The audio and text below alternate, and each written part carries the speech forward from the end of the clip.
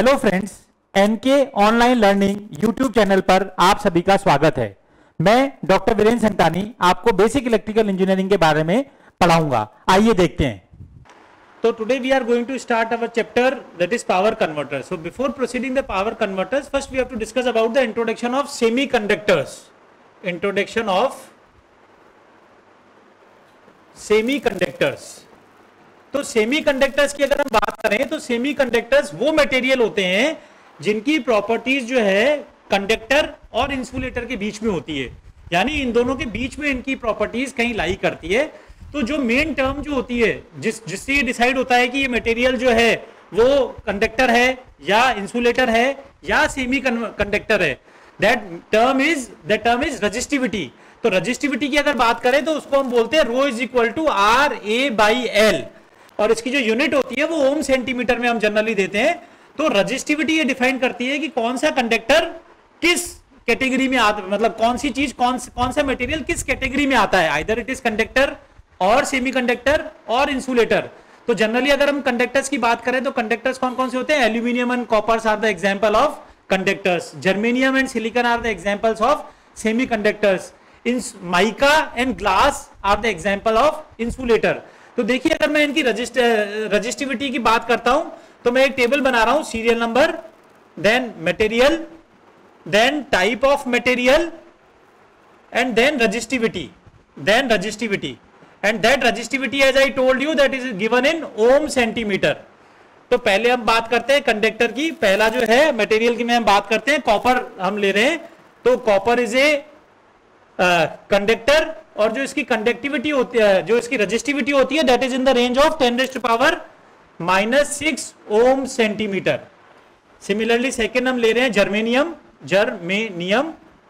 That is semi conductor, और इसकी जो रजिस्टिविटी होती है वो होती है 50 ओम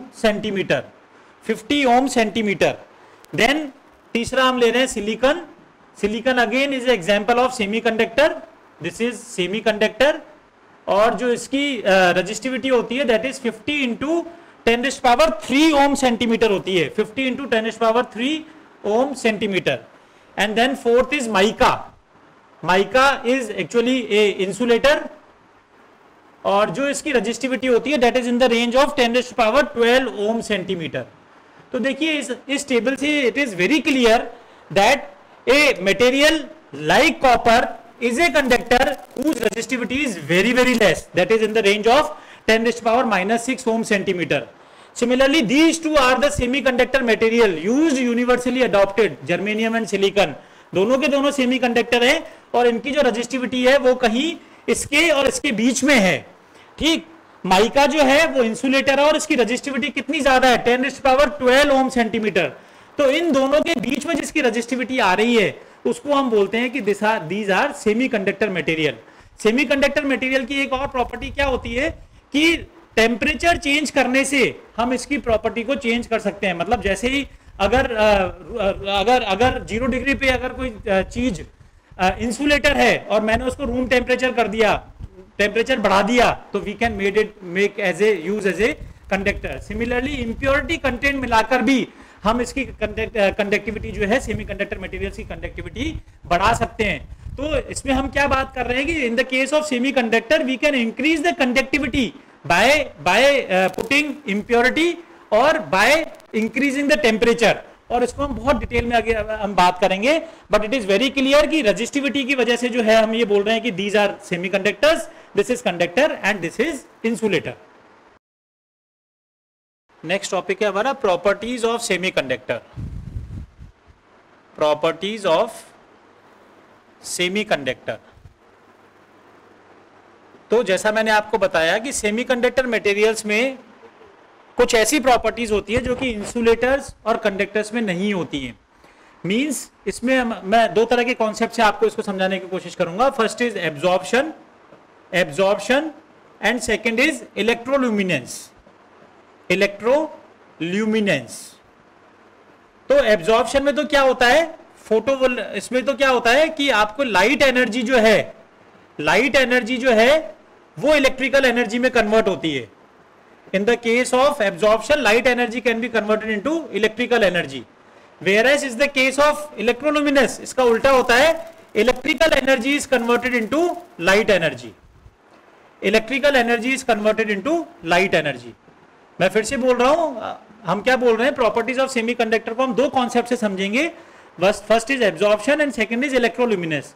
इन द केस ऑफ एब्जॉर्प्शन हम क्या बोल रहे हैं, लाइट एनर्जी जो है वो कन्वर्ट होती है इलेक्ट्रिकल एनर्जी में, whereas in the case of electroluminescence electrical energy is converted into light energy. तो पहले हम एब्जॉर्प्शन की बात करते हैं। देखिए क्या होता है कि नीचे जो है वैलेंस बैंड होता है सेमीकंडक्टर मटेरियल में, यहां पे हम बोल रहे हैं वैलेंस बैंड, और ऊपर होता है कंडक्शन बैंड, यहां पर होता है कंडक्शन बैंड। तो इसमें क्या होता है कि वैलेंस बैंड में कुछ यहां पे इलेक्ट्रॉन्स हैं, इलेक्ट्रॉन्स को मैं यहां पे रिप्रेजेंट कर रहा हूं, और इलेक्ट्रॉन्स जो हैं एक्साइट होके, एब्जॉर्प्शन की अगर बात करते हैं तो अगर हम इस पे लाइट थ्रो करेंगे, अगर हम इस पे लाइट थ्रो करेंगे, ये किस तरह का मटेरियल है, photovoltaic material, photovoltaic semiconductor material.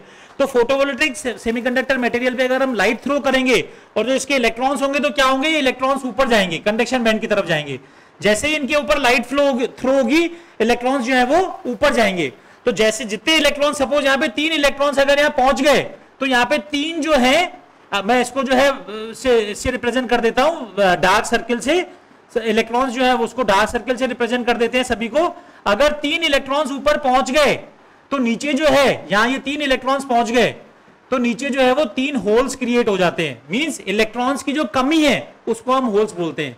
तो इन the case of absorption when light is throne on the photovoltaic semiconductor material, तो क्या करते हैं, इलेक्ट्रॉन उस लाइट एनर्जी को लेके और ऊपर की तरफ वैलेंस बैंड से कंडक्शन बैंड की तरफ जाते हैं।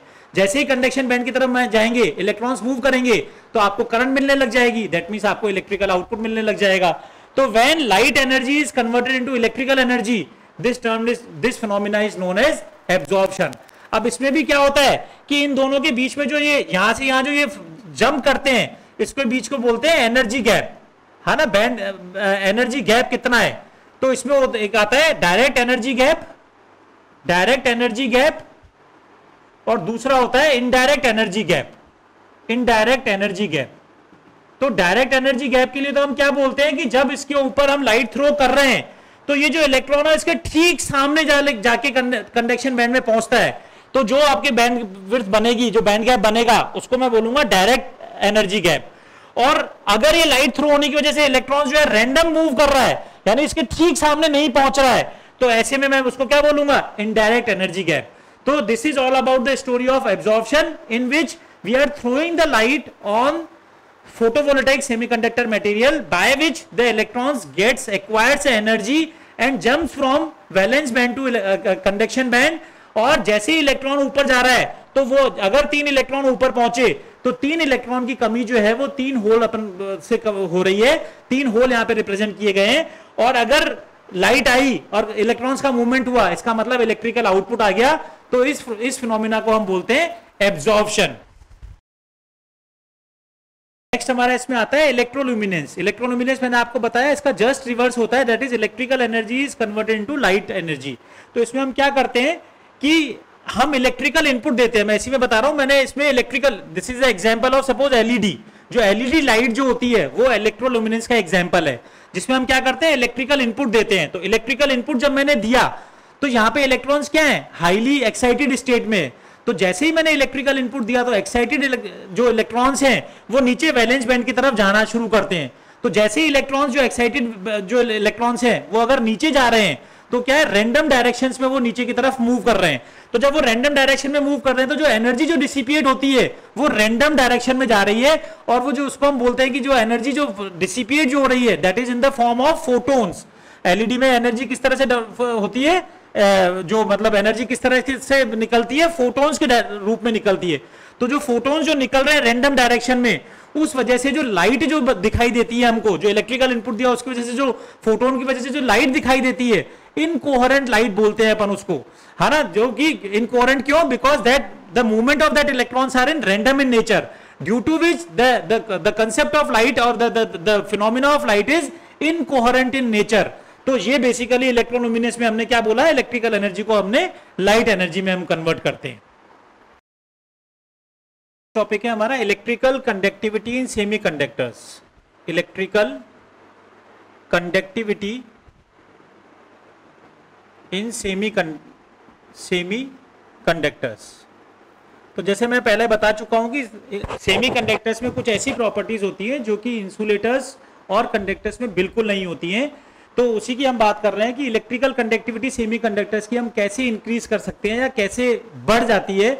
तो सेमी कंडक्टर मटेरियल की अगर हम बात करें तो अगर 0 डिग्री केल्विन पर सपोज ये जो है वैलेंस बैंड है और जिसमें ये खूब सारे इलेक्ट्रॉन्स जो है यहाँ पे वैलेंस बैंड में ये खूब सारे इलेक्ट्रॉन्स हैं और दिस इज वैलेंस बैंड और कंडक्शन बैंड जो है वो बिल्कुल खाली है, दिस इज कंडक्शन बैंड। और ये मैं बात कर रहा हूं एट 0 डिग्री केल्विन, ठीक। तो यहां पे कोई भी जो है इलेक्ट्रॉन नहीं है और इसके बीच का जो बैंड गैप है that is suppose 1.09 electron volt. तो ये 0 डिग्री केल्विन पर अगर ऐसा है और मैंने अगर टेम्परेचर बढ़ाया, room temperature suppose 27 degree centigrade, तो 27 डिग्री सेंटीग्रेड अगर मैंने कर दिया तो ये जो है अपना 300 केल्विन हो जाएगा। और ऐसे में यही जो सेमीकंडक्टर मटेरियल जो है जिसमें कि सपोज कितने इलेक्ट्रॉन्स थे यहाँ पर, एक अगर मैं काउंटिंग ही कर लेता हूं, ये 3 और 3 6 7 8 9 10 11 12 13। तो अगर ये 13 इलेक्ट्रॉन्स यहाँ पे हैं 4 5 6 7 8 9 10 11 12 और 13 और मैंने क्या किया 0 डिग्री केल्विन से रूम टेम्परेचर 27 डिग्री सेंटीग्रेड किया यानी 300 डिग्री केल्विन किया। तो मैंने ये माना कि यहां से जो इलेक्ट्रॉन थे वो 5 इलेक्ट्रॉन जो है वो यहां पहुंच गए सपोज। तो अगर ये 5 इलेक्ट्रॉन यहां पहुंच गए तो ये यहां पे ये 5 इलेक्ट्रॉन पहुंच गए और इन 5 इलेक्ट्रॉन के एवज में यहां पे 5 होल क्रिएट हो गए। This is valence band and this is upper is conduction band, ठीक। ये क्यों हुआ? Because we increase the temperature of semiconductor material from 0 degree Kelvin to 300 degree Kelvin. That means we have taken as a room temperature. Then what we have seen that the electrons can jump from valence band to conduction band due to the thermal effect. क्योंकि जैसे ही temperature बढ़ाया thermal effect की वजह से, temperature की वजह से जो है कुछ इलेक्ट्रॉन के यहां पर आ गए। तो इसका क्या मतलब है, जो मैं टॉपिक है इलेक्ट्रिकल कंडक्टिविटी, तो जैसे ही टेम्परेचर बढ़ाया कंडक्टिविटी सेमीकंडक्टर मटेरियल्स की बढ़ जाती है, which is a unique property of semiconductor and never lies in insulators as well as conductors. तो इस वजह से हमने क्या बोला कि आपके इलेक्ट्रॉन्स जो है पहुंच गए ऊपर और इससे कंडक्टिविटी इंक्रीज हो गई। ये बिल्कुल क्लियर है कि 0 डिग्री केल्विन पे यहां पे ये जो सेमीकंडक्टर था that behaves as a insulator because no any electron was available in the conduction band. But when we increase the temperature, or we can say only we have reached up to the room temperature, that is only 27 degree centigrade, 5 electrons have reached at the conduction band. Now it is not behaves as an insulator, यानी क्या हो गया, इसकी conductivity temperature बढ़ाते ही हमने क्या कर दी, बढ़ा दी। एंड अगेन बार बार मैं ये बोल रहा हूं, it is the unique property of semiconductor materials.